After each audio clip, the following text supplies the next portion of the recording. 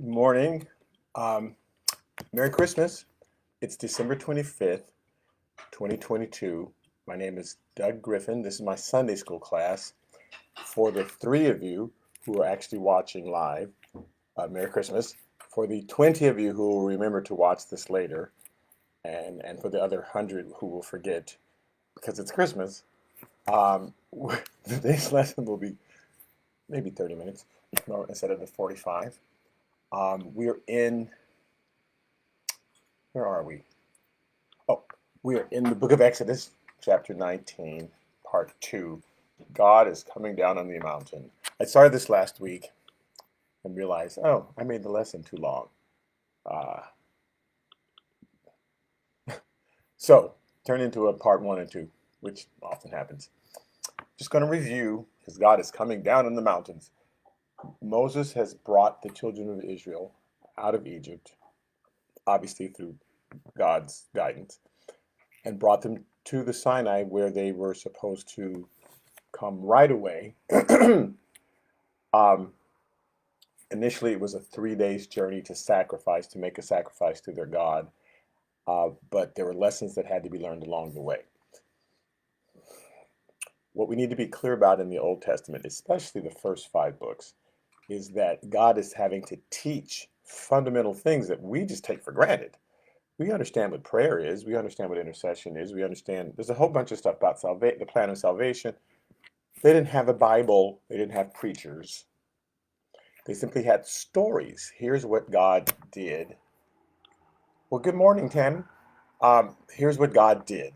And from that, they had to learn a lesson. Nothing's written, no Bible.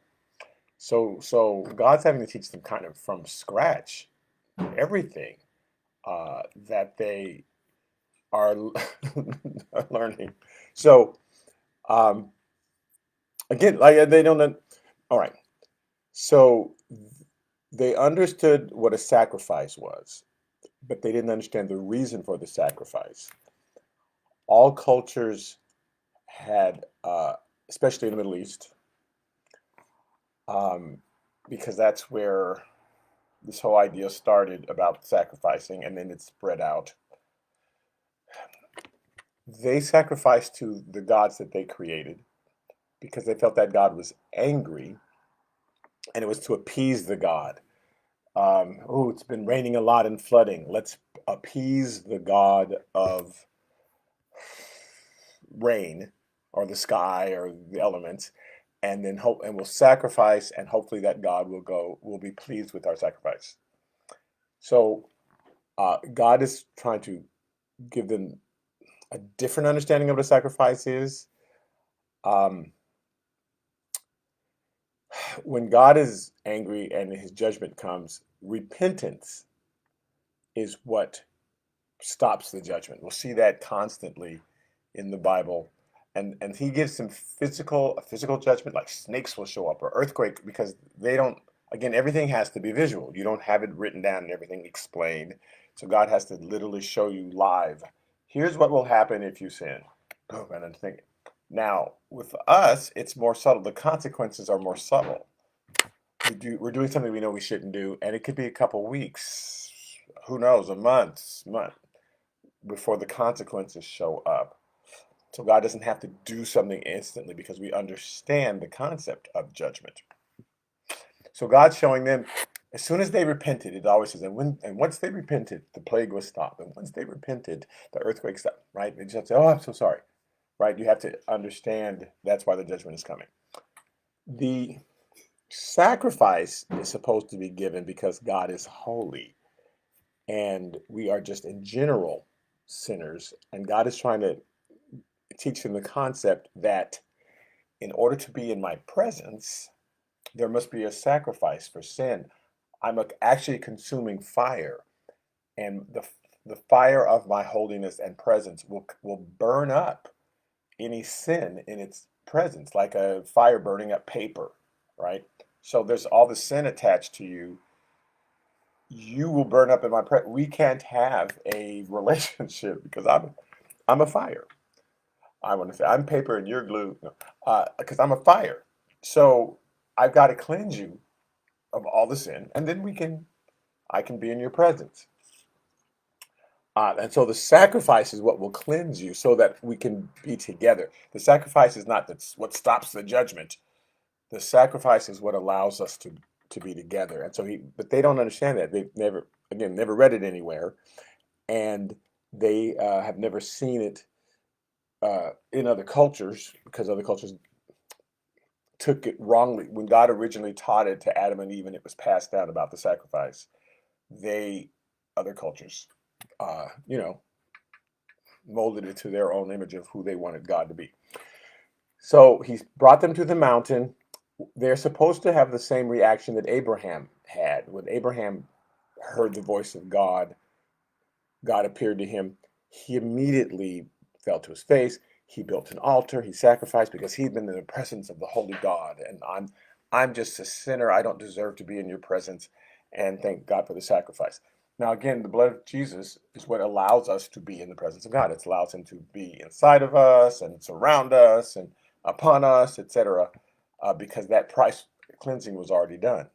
But at the time, it hadn't happened. So people had to learn the need for it because they just don't. And it's the same today. People don't. Why should I be a Christian? Why do I need to be a Christian? I'm fine. My life is fine. Actually, it's not. And so here's not only your current life that could be better because you can be making better choices because you can be in relationship with the person who invented this whole thing, and so therefore he will warn you and he will protect you and help you and push you forward into things that are going to be good for you. And if you're just doing this all on your own, it's like driving blind. Good luck. You probably end up somewhere, but not where you wanted to end up. So, but secondly, eternal life is another reason because this life is temporary and there is a real, actual eternal life where all our loved ones are. That's a real place. And so people think, so people have to learn about that. So we have to teach it today too, right? We have to teach it today. God certainly had to teach it back then. So he brings him to the mountain after several tests. And here's what he said. Just reminding us, Exodus chapter 19, verse 1 says, in the third month, after the children of Israel had gone out of the land of Egypt. So let's discuss that. They leave March 15th, approximately. The next 30 days has gone by, and that's April 15th. So that's technically it's 2 months. Really only 30 days have gone by, but it's been March. It's been, the first month was March, the second month was April, but it's 15 days of each month, right? Because their months were only 30 days. Then at the end of April, from April 15th to April 30th, it's another 15 days. That's 45 days. And now it's the beginning of the third month. March, April, May. Beginning of the third month. It's May 1st, so it's day 46. It's been 45 days, day 46. This is important because on the 50th day, God says, I'm going to come down on the 50th day, 46, 47, 48, 49, 50. So they're for 5 days before he shows up.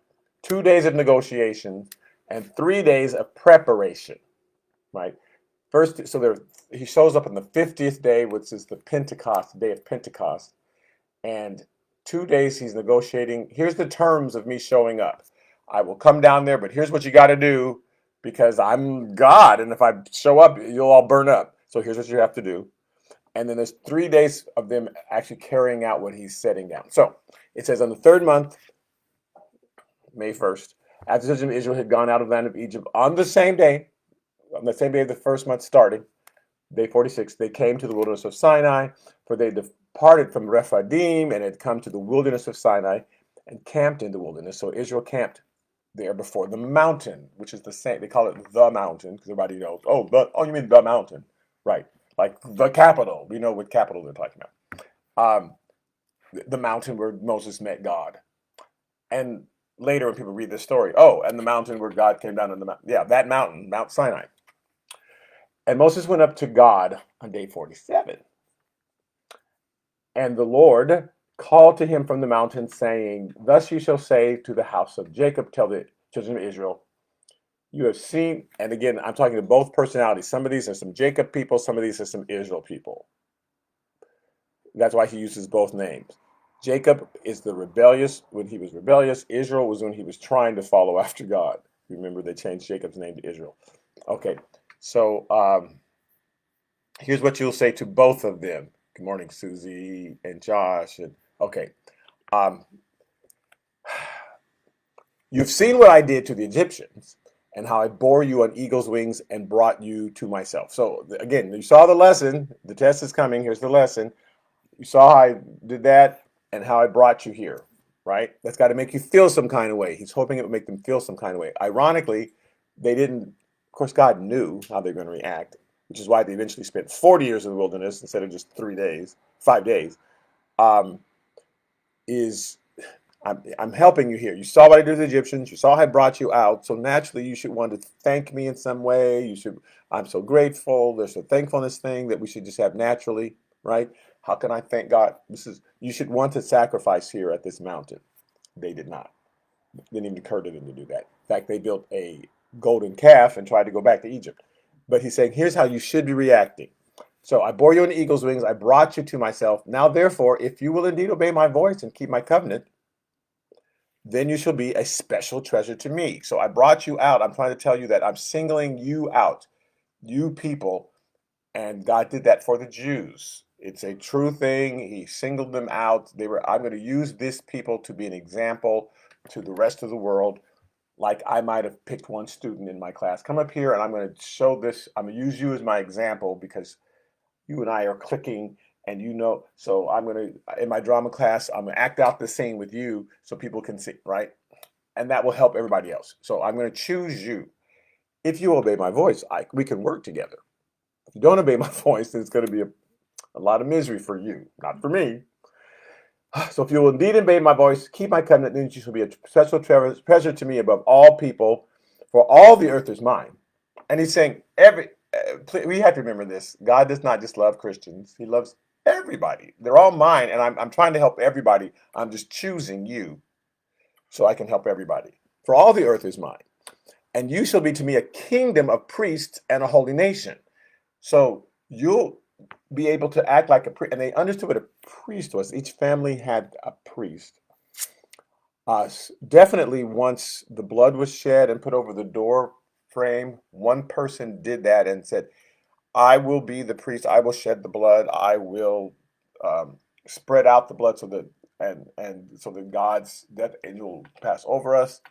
So one person was designated to, but she says, all of you will be designated to be able to come in and out of the presence of God. You'll all reach out to the world for me, and then the world will contact you and say, can you pray for me and talk to God? You'll all be acting as priests if you obey my voice. Again, they rejected this. They said, no, you talk to Moses. We don't want to be.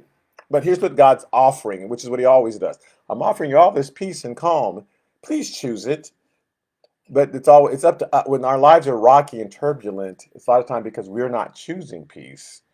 God's offering it, but he's saying, if you obey my voice, you'll be peaceful. If you are just constantly doing your own thing, you have a lot of turbulence, right? I can obey the street signs or I can drive on the sidewalk. That's my choice. It's going to be more difficult to get to my destination when I'm driving on the sidewalk, but that's my choice.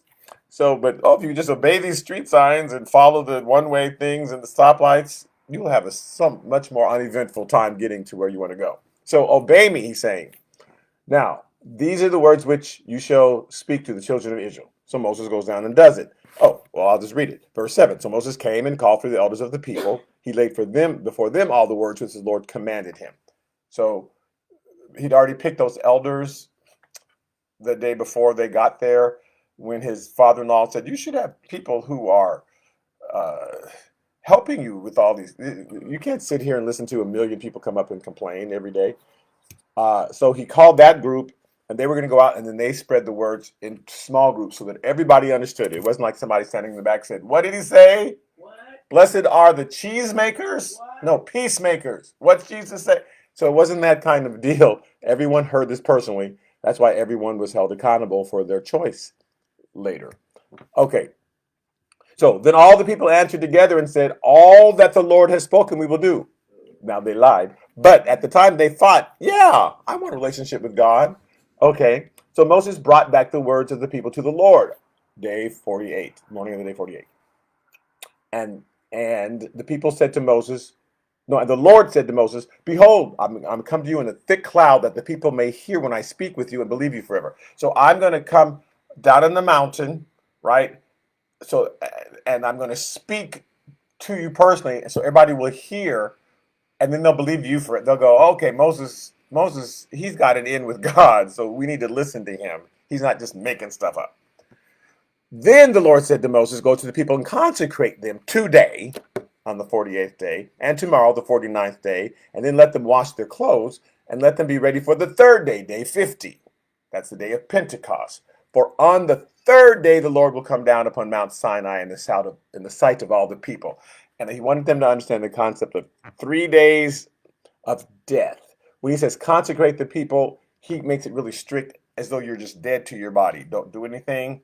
You're going to wash your clothes, and you're not going to eat anything that you shouldn't eat, and you're going to do anything. It'll be like being dead to all temptations of the world, etc., for 3 days. And then on the third day, bingo, that's something he's trying to drill into them, because Jesus is going to say, I'm going to be 3 days in the earth, and then the connection will be made, right? And he's hoping that when Jesus says it to them later, they'll go, which a lot of people did. Wow, he's talking like God. Where's the last time I heard that 3-day thing? Oh, that was good, right? Okay, so and but he says, you shall set bounds for the people all around, saying, take heed to yourselves that you do not go up to the mountain or touch its base. God is trying to also get across, there has to be a separation, though, because I'm holy, and we have to understand. I have to drill this into you. You can't just come to me. Your gods that you've created in Egypt, and your gods, all these other, you can talk to them anytime you want. You can go up to them because they're not holy. They're just the god of trees, or the god of mountains, and the god, But I'm actual God. Those are made up God, and therefore I'm holy. There can't be a combining of the secular and the sacred, right? Until the cleansing is done. So set bounds, because they need to understand that about me. Abraham understood it, fell on his face, worshipped. He told Moses, as soon as he saw him, 40 years earlier. No, it wasn't 40 years earlier. It was just 40 days earlier. Take off your shoes. You're on holy ground. I'm trying to teach you holiness, so you'll understand the necessity for cleansing in order to be in the presence of God, right? We don't have to do that every day. Jesus did it once and for all, but he's trying to get the concept down to them. So tell them, don't touch its base. Whoever touches the mountain should be put to death. I have to make it scary. Like, don't do that. So I have to make it scary to a little child. Don't you cross the street unless you grab my hand. That's it. Scare, So they go, oh no, that's scary, because it is. A car will come around the corner and hit you because you won't be paying attention, and that'll be your death. So I've got to have you fearful So he's saying, if you touch the mountain, you'll be put to death, which is true. But, because you have to understand, you'll die if you come up into my presence without cleansing. So, and he's hoping they'll go, the answer is let's get cleansing, right? We want a relationship. So what's the cleansing thing it's the blood. That's what he's wanting them to put together. This group said, the answer is stay away from God. That's the answer. I'll just back off from God. And he's like, no, you're stupid. You just saw that I rescued you. You need me every day. Why would you back away from me when okay. Anyway, so that's how they were thinking at the time. So he tells them, don't trust, but he says, and when the trumpet sounds, they shall come near the mountain. Now, he's trying to teach them at Mount Sinai the necessity, what sin is, because they don't get it. And today we don't get it. There are people who say, there's no such thing as sin. Whatever I do is fine. You only live once, and I'm living my best life, and I'm not going to sit and worry about what I do. If I want to just get drunk and vomit and throw up and drive around the city and whatever, be dangerous to other people, that's fine. Right? Then there are people who think, as long as I do a little bit of good and give to a charity, then I'm good. I'm in. And God's trying to say, no, the Bible concludes all on this. It's all sin. You don't have to be the drunk, crazy person, and you don't have to be the good person who only sins a little bit. Everybody's a sinner, and we all need cleansing. So he's trying to get this concept to them. First, they have to understand what sin is, which is simply falling short of the mark that God has set up. There are things that God would do, like he would love everybody, and when we hate people, that's sinning, right? Here's what he would help that person. He would give to this. And when we fight that and say, I'm going to steal from that person. He says, no, he gives life. When we take life, we're sinning. So we have to understand sin is just doing things that God would not do. And so we have to learn who he is, and then we're able to move with him. So Mount Sinai, he's going to teach the concept of sin. At Mount Zion, he's going to teach forgiveness for sin, which is why the writer of Hebrews said in Hebrews chapter 12, verse 18, for you have not come to the mountain that may be touched and that burn with fire. This is once Jesus has made his sacrifice, he's saying, we're not at Mount Sinai anymore. We're actually at Mount Zion. The sacrifice has been done. So don't stay at Mount Sinai, because he was just teaching sin. He was just giving the law to teach sin. Mount Zion is where we learn the forgiveness of sin. So don't confuse those two things. Don't stay at Mount Sinai. So he says, you've not come to that mountain, which may be touched, that burn with fire. I mean, you could have touched that mountain if you wanted to, but it may be touched, but you'd be burned with fire and to blackness and darkness and tempest. That's not where we are right now. Now that Jesus has done the sacrifice, that's not where we are. We're not at Mount Sinai anymore. He says, and there was the sound of the trumpet and the voice of words, so that those who heard it begged that the word should not be spoken to them anymore. Remember, they said, "Don't, God, shut up, God, God, stop! You're scaring us." And he's like, "Yeah, I want you to be afraid to do wrong things. Like think, oh, it'll be bad for me if I do wrong things. Let me do a right thing." But they're again, they just shut God up. He says, we're not at that mountain. He says, for they could not endure what was commanded. And if so much as a beast such as the mountain, it shall be stoned or shot with an arrow. And so terrifying was the sight that Moses said, I'm exceedingly afraid and trembling. Even Moses like, ooh, God's showing out today. But you have come to Mount Zion. See, because the price has already been paid. And to the city of the living God and the heavenly Jerusalem, to an innumerable company of angels, and to the general assembly and the church of the firstborn who are registered in heaven, to God, the judge of all, to the spirits of just men made perfect, to Jesus, the mediator of the new covenant, and to the blood of sprinkling that speaks better things than that of Abel. So just to sum all that up, that blood of sprinkling, Jesus, his blood is sprinkled. Abel's blood couldn't save Cain. When he says it speaks better things than that of Abel's blood couldn't save Cain, but Jesus' blood can save us. It's the blood, because he was sinless, that saves us. So he says, like, that's where we are. We're at Mount Zion. We're ready for the forgiveness part of it that he taught them later, once they finally got a concept of sin and realized sin, bad. Obeying God, good. It took a long time for them to figure that out. Like, honestly, 400 years. So Moses went down from the mountain. He's delivering this message from God. Verse 14. So Moses went down from the mountain to the people. He sanctified the people, and they washed their clothes. And he said to the people, be ready for the third day, and do not come near your wives. Now, again, you have to just be dead. Be dead. Don't even any romantic or any feelings for food, whatever. Just be dead to everything, because I'm trying to teach you, since there is no Bible, this concept of 3 days of death, right? And then it happens, so that when Jesus comes and says, I'm going to be in the earth for 3 days, I'll be dead for 3 days, and then I'll rise, you can equate that to what happened at the mountain. Exodus chapter 19, verse 16. Then it came to pass on the third day, day 50, in the morning, that there were thunderings and lightnings, right? It's very dramatic.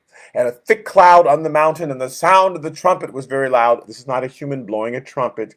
This is God creating the sound of the trumpet, which they understood. When the trumpet came, then the king was showing up. And everybody stands for the king, or bows, right? Because the king is showing up. The king is coming.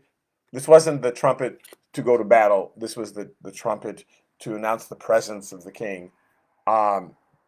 So that all the people who were in the camp trembled. It was loud. 1 Thessalonians chapter 4 uses similar imagery. Verse 16 says, and for the Lord himself, talking in the last day, the Lord himself will descend from heaven with a shout and the voice of an archangel and with the trumpet of God, and the dead in Christ will rise first. Christ is coming. And he calls up the dead rise first. So all those who have preceded us in death will rise first, and then people who are alive will meet God in the air, right? He's coming, and so you're gonna hear that sound of the trumpet. Same thing. Christ coming down from heaven, God coming down from heaven, same thing. God's very repetitive. That's why it's not that hard if you read the whole Bible to kind of track these stories, because God uses the same imagery on purpose so that we'll recognize, oh, this is like that, right? God's not trying to just make up new stuff all the time. He wants us to know, I keep playing out salvation for you. In every book of the Bible, you'll see a salvation somewhere so that you'll recognize it when it happens, so that we'll recognize God's voice. Oh, this is just like in our own lives. We don't have to be that confused if we'll read the Bible. This is just like in the book of Judges. This is just like in this. Oh, this must be God. That's how we recognize what God is doing, because he repeats himself. So, Exodus chapter 19, verse 17. And Moses brought the people out of the camp to meet with God. Come on out. God's coming down the mountain. You can see him. And they stood at the foot of the mountain. Now, Mount Sinai was completely in smoke. If you can imagine an entire mountain looking like a volcano is erupting and there's fire and smoke. It's impressive, because the Lord descended up on it in fire. And the fire is burning up the trees, it's burning up everything. And God says, so you know this will burn you up. Don't touch the mountain. What's wrong with you? So it descended upon it in fire. Its smoke ascended like the smoke of a furnace, and the whole mountain quaked greatly. This is, again, on the day of Pentecost, God coming down. There's fire. In Acts chapter 2, verse 1, it says, when the day of Pentecost had fully come, and this is how many years later? It's 2,000 years later, right? 2,000 years later. The day of Pentecost is finally there. Actually, it's like 1,400 years later, sorry. So the day of Pentecost is finally there for the disciples after Jesus has resurrected and the disciples are waiting. It's the day of Pentecost. It's the 50th day since the Passover, since the 50th day since Jesus went to the cross. 50 days. It says, when the day of Pentecost was fully come, they were all with one accord in one place, just like the children of Israel at the Mount Sinai. When suddenly there came a sound from heaven as of a rushing mighty wind, right? And it filled the whole house where they were sitting. Then there appeared to them divided tongues as a fire, and it sat upon each of them. It's that same fire of God that was on the mountain that was so fearful to them at the time. It's now coming upon the disciples, but they don't have to be afraid at this point because they've been cleansed with the blood of Christ. So that fire now could get in them, and they have that fire to go out and preach the gospel and do miracles, and right, that same fire is available for them now. Where on the mountain, it's like God's showing you, here's who I am. And I'm going to accomplish two things. I want to have a relationship with you, but I also want you to be afraid to deal with me unless you're cleansed. I want you to want the cleansing. I can't make you do the cleansing. I want you to want the cleansing. So I want you to. So God never makes anybody do anything. He just shows them his and sees how they react.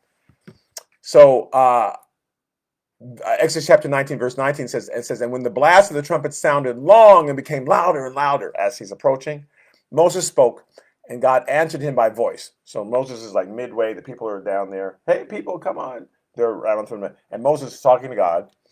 And God answered him by voice. Then the Lord came down upon Mount Sinai on the top of the mountain. And the Lord called Moses to the top of the mountain. Moses went on up. So come on up here, Moses. They can see my presence visibly. Until this time, they hadn't seen anything. Moses just went up, and they didn't. Where'd he go? And he'd come back down. And where'd he go? But now, oh, that's who you've been talking to. Wow. It's like the mothership that came down in the Close Encounters of the Third Kind.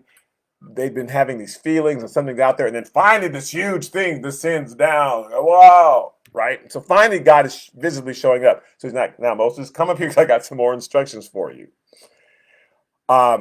Exodus chapter 19, verse 21. And the Lord said to Moses, go down and warn the people. Again, now he's telling them second time. I'm thinking God's not crazy. God knows there's some people going to try to touch this mountain because they're crazy. See if they have the courage to put it on their eye. There's some people who are going to, the people who just got to touch it and see, is that going to hurt? What's wrong with people? Okay, so the Lord said to Moses, go down and warn the people lest they break through to gaze at the Lord. They just want to look. I just want to see. And many of them perish. Also let the priests come near the Lord and consecrate themselves unless the Lord break out against them. Because the priests thought, I'm good. It's like, no, you're not. Everybody's got to be consecrated. What's wrong with people? But Moses said to the Lord, hey, the people cannot come up to Mount Sinai, for you warned us, because Moses is naive. You told us not to do it. We put that stop sign there, so no one's going to run the stop sign. So you warned us, Lord, the people cannot come up to Mount Sinai, for you warned us, saying, set bounds around the mountains and consecrate it. So we put a fence. People never climb over fences and just break their way through. No. Then the Lord said to him, away, for the third time, away, get down and then come up, you and Aaron with you, right? Go down there, warn them like I said, and then come back up. But do not let the priest and the people break through to come up to the Lord. He has to tell them a third time, lest he break out against them. So Moses went down to the people and spoke to them. Okay, God's like really concerned that some of you are crazy going to try to break through. So please don't. You see that that's actual fire, right? But we would say that today to people. You see that's fire. Don't. Why are you playing with matches? What's wrong? Right? So some people just, yeah, that's fire. I want to feel like. It's going to feel like fire. So God has to warn 3 times. I am holy. And again, the purpose, the reaction that he wants and eventually elicits is, oh, if there's a holy God, let's sacrifice. But at this point, with these people, we'll see what their response was. But it wasn't, oh, he's holy, let's sacrifice. In 1 Samuel chapter 24, verse 17, it says, David spoke to the Lord when he saw the angel was striking the people. So David had sinned, right? And he sees a huge archangel with a sword over Jerusalem.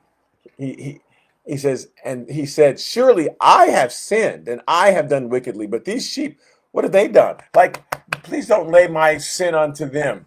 I've sinned. And this is very much like Judah when Benjamin was in trouble, and because of what Joseph did, right? And Judah says, let me sacrifice, take me, don't let, right? So the people had sinned, but David's trying to say, punish me, Lord, not those people. Punish me, I've sinned. So he's recognized I'm a sinner. That's what they're supposed to do with the mountain. We're sinners. We don't deserve even to be in the presence of God. Not, ooh, let me touch it, right? Wrong reaction. So he says, what have they done? Lord, let your hand, I pray, be against me and against my father's house. Let the judgment come on me. Okay. Then the king said to Araunah, so David decides, I need to sacrifice to this God. He's a holy God. I need to make a sacrifice to him. And he's on Mount Zion. And he says to the guy who's going to buy, I need to buy land. I want to build an altar. I want to make a sacrifice because that's what this God deserves. And he says to the guy, because the guy says, oh, let me just give it to you. I'll just give you the land. You didn't have to buy it from me. He says, no, but I will surely buy it from you for a price, nor will I offer burnt offerings to the Lord my God with that which cost me nothing. Because that's not really a sacrifice. If I didn't pay anything, if I didn't do anything, I grabbed your cow and I sacrificed on your land. I didn't do anything. You did it. So David bought the threshing floor and the oxen for 50 shekels of silver. He bought both, right? Because it wasn't his oxen, it wasn't his land. So he says, let me buy it from you so that I've paid something for it. And 50 shekels of silver was a lot in those days. And David built there an altar to the Lord and offered burnt offerings and peace offerings. So the Lord heeded the prayers for the land, and the plague was withdrawn from Israel. So he repented and he built. Oh, look what God! Look, there's a powerful God doing something. We should repent. And that's Mount Zion. And that's the attitude we're supposed to have when we see God. Oh, recognize that he's holy and that he's awesome and people weep with the presence of God, and he's so good and he loves us and he's so merciful to us and we don't deserve it. That's the reaction God's expecting, not, oh, look at God. Let me touch it. Because that's when he's just a thing that you're just touching. And the people who show up for miracles with Jesus, when Jesus was preaching, people were just showing up only because of the miracles or only because he fed them. It's like, you don't get who I am. That's why Jesus said, I'm not going to be around you that much because you're just here for the show. And, that's why you want to touch me. You think this is a show. You don't understand. This is about your life. This is about your eternal soul. So until you understand that, you're not getting me. And that's what they weren't getting, but that's what God was beginning the process of teaching at this point. He knew they weren't going to get it, but he knew that their children would and their children's children, etc. But I've got to use these people as an example so that the lesson can begin. Okay, so we're done. I'm going to go to Exodus chapter 20 next week at 11 o'clock at my church. If you want to watch, Donna, we are having a kind of a Christmas musical. Um, Others of you, though, I will see you on Wednesday. We're in the book of John. Jesus has just raised Lazarus from the dead, and now he's in trouble because he did a miracle and they didn't like that. Ooh, God. Ooh. Okay. So thank you again for the 7 of you who are crazily listening. Merry Christmas, and I'll see you in just a few days. All right. Bye bye.